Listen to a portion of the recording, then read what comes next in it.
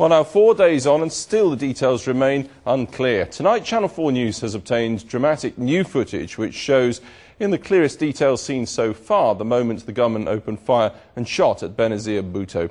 3 bullets are heard being fired before a suicide bomber then detonates his device. A firearms expert has told this programme the video shows what appears to be a concussion strike, the possible moment of impact when a bullet struck the former Pakistani Prime Minister. It contradicts, of course, the official Pakistani government account that Mrs Bhutto died from hitting her head on the sunroof as she ducked into the car. I must warn you that some viewers may well find some of these images disturbing. Our diplomatic correspondent Jonathan Rugman is in Islamabad. Well, as you say, Alex, we've obtained new images which we're about to broadcast, which provide the most conclusive evidence yet that Benazir Bhutto was shot, contradicting the government's official version of events and adding to suspicions here that it is trying to conceal the extent of the security failure which contributed to Mrs Bhutto's assassination. It's late afternoon, and a crowd estimated at a few hundred is swarming around Benazir Bhutto's car.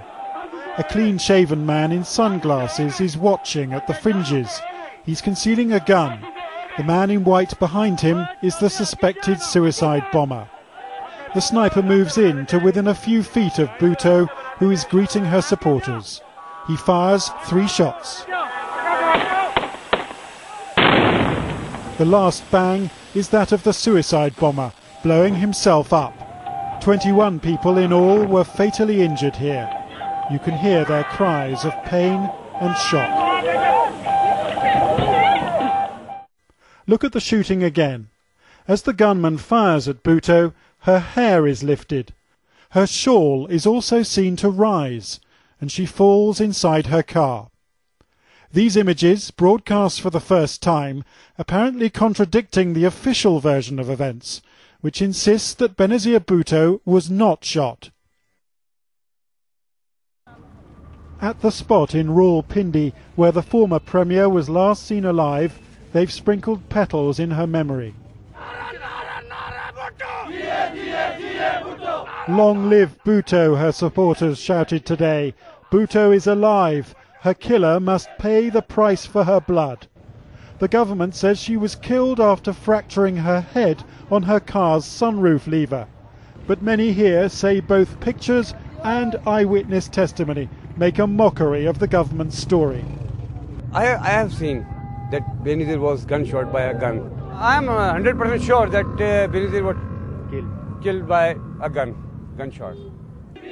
That opinion on the street seemingly borne out by the latest pictures of Thursday's atrocity. And as more such images come to light, they will fuel the anger of protesters both here at the scene of the crime and around the country, who feel that they've been lied to by the government, that there's been a deliberate cover-up of what amounts to a massive security failure to protect this country's best-known politician.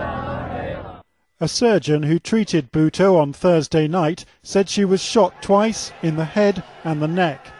You can hear the shots in this footage, and again see the gun.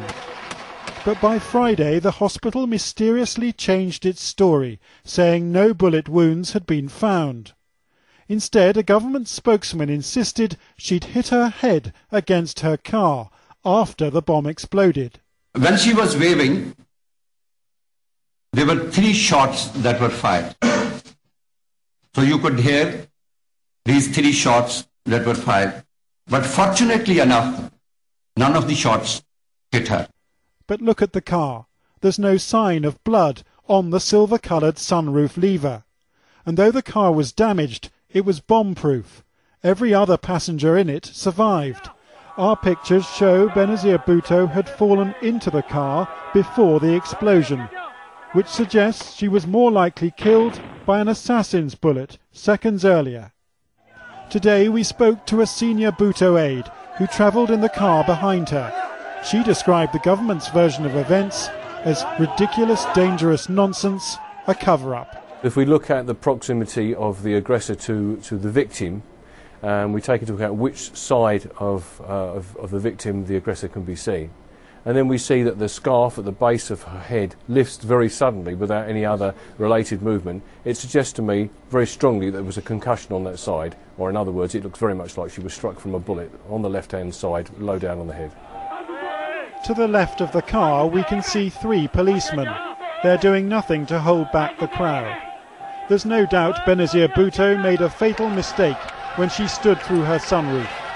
Yet her aides claim President Musharraf turned down her request to allow British and American private guards to protect her. Though one of the president's confidants told me there was no security lapse. There was enough security. I mean, especially when she had a suicide attempt against her on the 18th of October when she arrived. But the pictures make it clear there was no security cordon around her at all. People were right next to her car. Yes, remember, this is a country of 165 million. The way we do things here are quite different. This was one of her biggest political assets, to be within her own people, to be with them, to be amongst the crowds. But she wouldn't protect the president like that. He wouldn't have that lack of security. She was the most famous politician in the country. Yes, she had nothing like it. She was different from President Musharraf, I can assure you.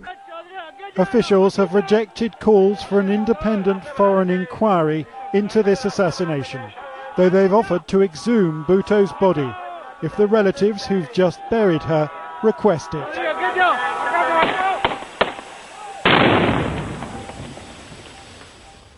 Well, now Jonathan Rugman joins us now live from Islamabad.